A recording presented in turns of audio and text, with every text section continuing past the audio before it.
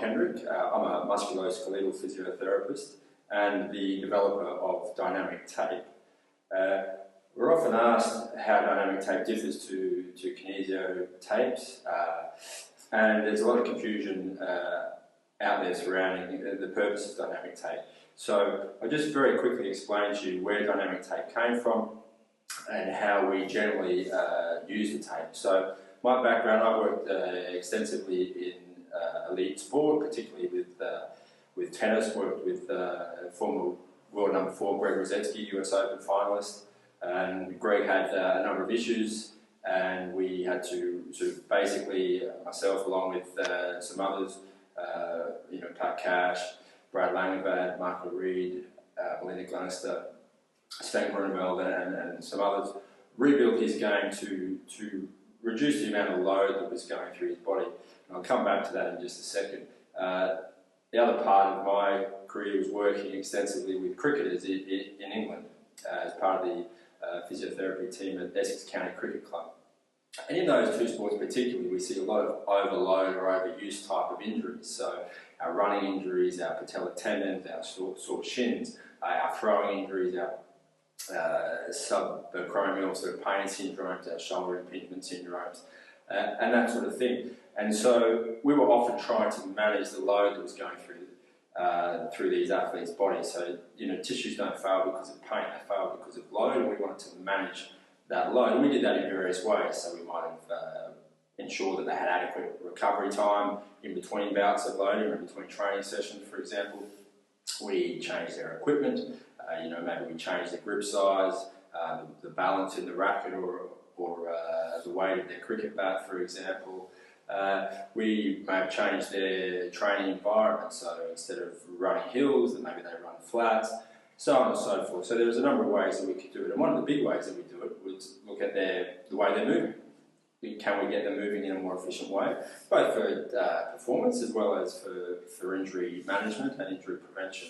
And there's a lot of good research out there correlating, some of the biomechanics and some of the kinematics with those other aspects of performance and injuries. And so we were trying to tie those things together. There's also some very good evidence with taping mechanically, using rigid athletic tapes particularly, to try and modify movement patterns, and that's shown to be effective. Looking at 3D kinematics, looking at EMG activity, muscle activity, and so on, and then also showing clinical improvement. So we would often be doing that, and the problem we would run into is that often when we tape them with these rigid tapes, they were too restrictive for what they needed to do, and they come back and say, look, I just can't get into that position that I need to get into.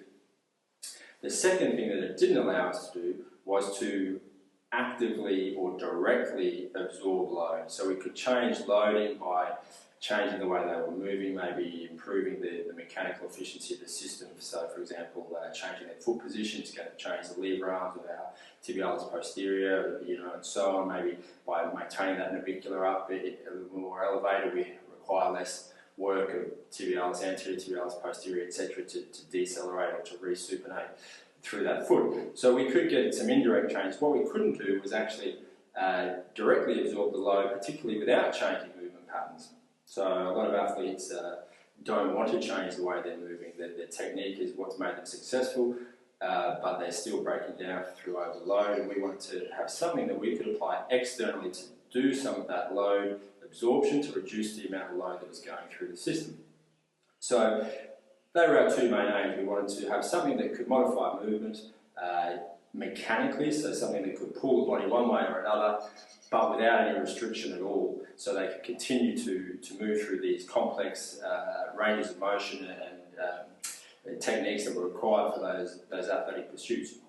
The second thing we wanted to do was not necessarily change the movement, but have something that would provide the deceleration force for them and then the spring back. If you think of a thrower throwing a ball, we wanted something that we could actually place on, so as they actually come through into their follow-through, we've got something that's actually decelerating the arm, decelerating the trunk rotation, providing some of that force generation to decelerate the body, and therefore we're going to get a less intrinsic demands on our muscles and the capsular musculotendinous unit, etc. So when we look at the tape, it's been designed specifically for that purpose. So it stretches in all directions so we don't lock movement up at all. So very stretchy in all directions so that we don't lock movement up. And importantly, it stretches a long way, has strong recoil, and it doesn't have a rigid endpoint to it. So it'll just keep, more or less just keep stretching and stretching. And what that allows us to do is place it on the body part with the muscle in a short position so that as the muscle lengthens, the tape also lengthens and provides that tension and that deceleration, that resistance to movement, and then springs back the other way to assist as well as they transition back into shortening. And most of, or a lot of the time we're using it is to aid that eccentric contraction, that deceleration, so as in that example through the follow-through. We might also go the other way now, throwers who get problems in their late stage cocking, and we can bring it around and wrap it through the front. So as they wind up, we're decelerating them in late cocking and transitioning them back into early acceleration. What it also does is helps to improve the timing of the arm coming forward relative to the trunk, so they don't end up with an excessive delay, an excessive lag, which is then going to overload their shoulder. So the tape is basically like a bungee cord, goes on in that short position. Like your bungee rope, you don't want to have a long rope when you jump off a bridge, you want a nice short one, so it's going to absorb load, decelerate motion, recoil back up. Okay, so short position, if we take an example of say a hamstring muscle tear, we'd have it on with a knee inflection, so that as the leg swings through, the tape's going to be resisting, it's going to provide some of that deceleration force, therefore we have less eccentric demand on the hamstring. Okay, so often the forces that we require aren't great either. You know, we just need to take some of the load, if you like, or just to provide some of the force.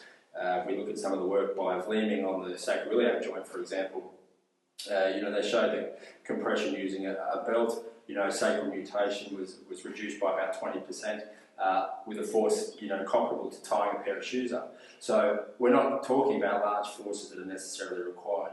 What we do need to be able to do is get good purchase on the lever, so that we take up that soft tissue tension, we have good purchase on the limb, we maximise our leverage effect, and we have correct position and line of pull, so that as the movement occurs, the tension in the tape is going to decelerate that motion and therefore reduce the intrinsic demands on the body. Okay, so we use it in a number of ways. The first is very simply to mimic the action of that particular muscle, to try and do some of the work, to take the work away. As I said, a muscle tear, a hamstring, for example, if we provide some of the deceleration force, hamstring doesn't have to work quite so hard, less load going through there. And the same maybe goes for some of our tendinopathies and things like that as well. Okay, we're generally trying to reduce the activity in that musculotendinous unit to reduce load. So if we can take some of the load that would otherwise have to go through there, the musculotendinous unit doesn't have to do so much. So if we have it, say, over the quadriceps, straight down the front of the knee, similar to what we can see in this example through here, okay, that's not designed to make the person spring up and touch the roof. Okay, it's designed that when they're lowering down, starting to come back up, as they lower down, this is going to tension and it supports some of their weight. So it reduces the amount of work that the quadriceps have to do eccentrically. So it takes some of that load off that musculotendinous unit, so say for a patellar tendinopathy or a muscle tear. So we're trying to reduce the activity in that muscle. And we're seeing preliminary research now coming out supporting that. Things like, for example, taping across the cervical spine or across the shoulder girdle in elevation, so that when the shoulders drop down, the tape is lengthening and giving us a force vector back up to carry some of the weight of the shoulders. And there's some preliminary work being done on that, which is showing that after 48 hours of taping, we have less activity going on, significantly less activity in our upper trapezius muscles, for example, in some office-related or work-related neck disorders. Okay, so it shows that we can reduce the activity in muscle by taking the load that would otherwise the muscles would have to deal with. Okay. The second way that we can affect the work of muscle is actually to improve the work of muscle, but we're not looking at doing it through the input into the skin and the facilitation, some of those kinesio concepts, where there is some ambiguity and some contradiction in some of the research as to whether going one way affects, facilitates or inhibits, and whether in a clinical condition is the same as in an asymptomatic person and so on. What we're trying to do is modify the mechanics to improve the system or the setup so that the muscles can work better. For example, if I have somebody with a a very downwardly rotated scapula, their muscles are at length, their lower trapezius and so on, they're elongated, so they have, you know, in terms of their length-tension relationship, they have poor capacity to get that ratcheting of those actin and myosin crosslinks together, so it's harder to generate force. That's that mechanical insufficiency that we talk about. So what we will do is actually use the force in the tape to A, take some weight of the arm, and B, bring them back into some upward rotation and retraction. In doing so, we're shortening up those muscles that were the target muscles, okay, and improving the length-tension relationship so that they can then activate their muscles or generate more force actively themselves. So it's not a neurological facilitation, it's a positional thing. We're improving the position so that they can then have an improved length-tension relationship, they can switch that muscle on better themselves, okay? What we've also done is taken some of the weight of the arm so that they have less resistance to overcome, so they don't have to work as hard, and they're in a better position to work, so hopefully they then fatigue, you know, less easily, and then they can maintain that position far longer. Okay, so the first way is we're copying the action of the muscle. The second is we're putting the body, or using the force of the tape to improve the setup so that the muscles can activate better. So one way we're actually reducing activity, second way we're increasing it, but we're still increasing it by actually mechanically improving the position. Okay, and we do a lot of that sort of changes in position for functional things. You know, people have had strokes, for example, who say may not be able to get their hand out or externally rotate or supinate and so on. We can use the tape, the recoil in the tape, to give them an active assist in that sense. So it becomes, you know, some of our finger things as well. It's almost like a dynamic splint in that regard. So we can use the tape to resist them going into the undesirable position and to actually give them a bit of an assist. Might just be enough to make them anti-gravity or make them functional. Okay. Again, we're looking at that from a mechanical assist using this strong recoil of the tape rather than a facilitation as such. And in order to do that, again, we have to put the tape on in that shortened position. So as we stretch, it's going to be decelerating or resisting, so it's helping the eccentric action. It's all then preloaded, so that the tape or the energy in the tape is being stored as elastic potential energy, and as they come back up, it's going to actually give us an active assist to some extent coming back up, especially at slow velocities. Okay, at fast velocities like throwing and things, you know, I mentioned the one here coming around earlier. Once we start coming through very quickly, the speed of the arm, the torque, or the speed of rotation is going to be far greater than the ability of the tape to shorten. So basically, the arm will overtake the tape as it's shortening. If we're on the back, however, it would be decelerating and the tape's going to be stretching further, faster than the musculotendinous unit, so it's going to give us some of that deceleration. Okay, so basically, the other ways that we use it will be to affect mechanically, once again, some of our rotations, our glides, our joint orientation, so some of our Mulligan type techniques. We will bring in, say, a rotation of the thumb, and we'll use the energy of the tape to create that rotation, create a change in the orientation of the joint, but it still allows them to have full function without any limitation of movement. Okay, so in very simple terms, the tape is designed very differently. It has a lot of stretch in all directions, very strong recoil. We can laminate multiple layers together to give us more recoil if we desire. It's designed in that way. It doesn't have an end point, so it's designed to go on in that short position and give us that deceleration and spring back. Okay, so most of our applications go on almost the opposite to what you would do with a kinesio application, where you're putting things on in stretch. Here we're putting it on in the short position to mimic the action of the muscle. Okay, and the properties of the tape allow us to do that, particularly if you're taping multiple joints, or you're crossing the spine, crossing the midline, bringing in rotation and those sorts of things. If you don't have four-way stretch, and if you don't have a lot of stretch, you run out of room. Similarly, we need to take up the soft tissue tension, so often we'll be doing spiraling techniques to take up that soft tissue tension first to get a good purchase on the lever. If we just go from, you know, it's a bit like going here on my shirt, if I just go from point A to point B, I just get a lot of sliding.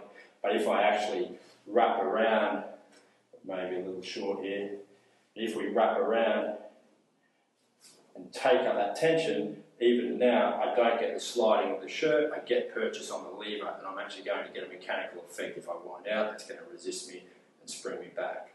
Okay, so in order to do that, we need to have far greater elongation than what you would have in a kinesio, which is designed to have a similar elasticity to the skin.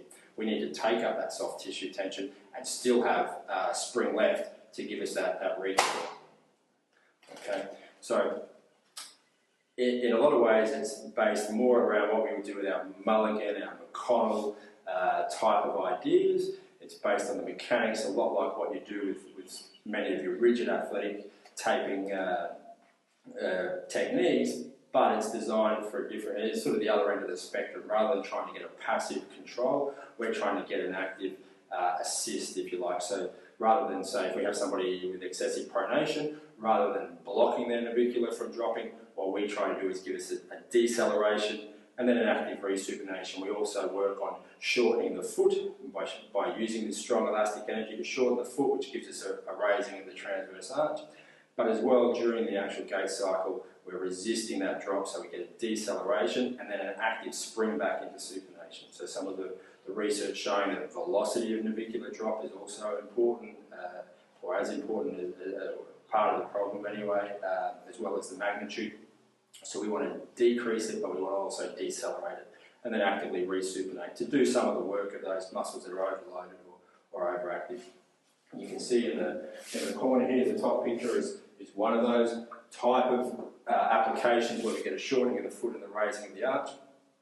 And some of the preliminary work on that is showing very nice changes in arch height and foot length, excuse me. And not only that, but in some of the case studies that we've done, we can also show that that is maintained over several days. And also, we actually get some improvement even 24 hours after removal of the tape. And that brings it around a whole lot of other questions.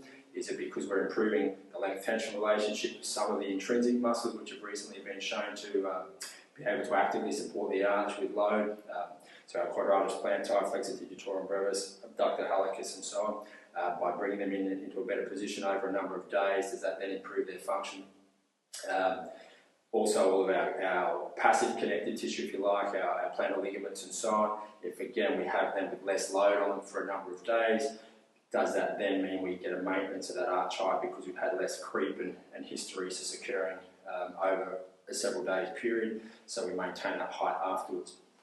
Obviously there's proprioception, kinesthetic sense, and a whole range of neurophysiological effects that may also account for that as well. But there are some mechanical ones, and those questions will be answered as more and more research occurs. Okay. So, as I say, very similar in our clinical reasoning methodology to what we may do with a rigid tape, but we're using this actively like a second muscle to resist motion, provide a reduction in load absorption requirements from those tissues. We're not using it neurologically necessarily, although we see very strong, powerful effects in terms of circulation and swelling and bruising and those sorts of things. And we may well get changes in terms of motor neuron excitability and a range of neurophysiological effects. But as I say, the research is a little inconclusive at this stage. We base this far more heavily on the mechanics, which is where there is some good evidence. As I say, we're talking about load, we're not necessarily talking about pain. Pain is a completely different thing again, but often if we manage load, we also manage pain in a number of cases as well. Okay. So please have a look at some of the material. There's some fantastic, more comprehensive course on MedBridge online education, where you can get CEUs and so on for your troubles going through that program, and that goes into a number of techniques. But otherwise, check out our website, dynamictape.com. We have a number of videos and things on there as well to get you started. It is rather different when you apply. You have to. There are a few tricks of the trade, if you like, in terms of getting good adhesion, not creating problems with blisters and that sort of thing from pulling on the skin so much, because we are using this mechanically to provide that force, that deceleration, that recoil. So you do need to apply it correctly, but it's very simple once you know how. You just need to go over some of those videos or get along to one of our workshops, and once you get the hang of it, you'll find it fits in very seamlessly with your clinical reasoning. It's a natural extension of what we do anyway. Somebody's weak here, I'm going to strengthen them. but hey, why don't I bring them into a better position, into that mid-range, so they've got a better length-tension relationship, they can actually recruit better, get better strengthening effect, and so on. At the same time, I'm improving their mechanics so they're getting less load and help to settle down their pain and perhaps some of those other pain inhibition, some of those other things that go on as well. Or functionally, they're unable to do this, let's get in there and give them an assist to do that. So it fits in very simply. We're already doing it with a number of our other treatment modalities and applications. It's just as a way of augmenting that and having our manual therapy or exercise-based therapy reinforced for several days in between visits or in between sessions with your patients. So get along, have a look at it. As I say, it's a different thing. If you want your kinesio approach, your kinesio effect, I would suggest you go for one of those products. That's what they're designed for. If you want to lock something up, I'd suggest you go for a rigid athletic tape. This is designed specifically not to lock things up, but this has a very specific purpose and it works very well for that purpose. So good luck with it.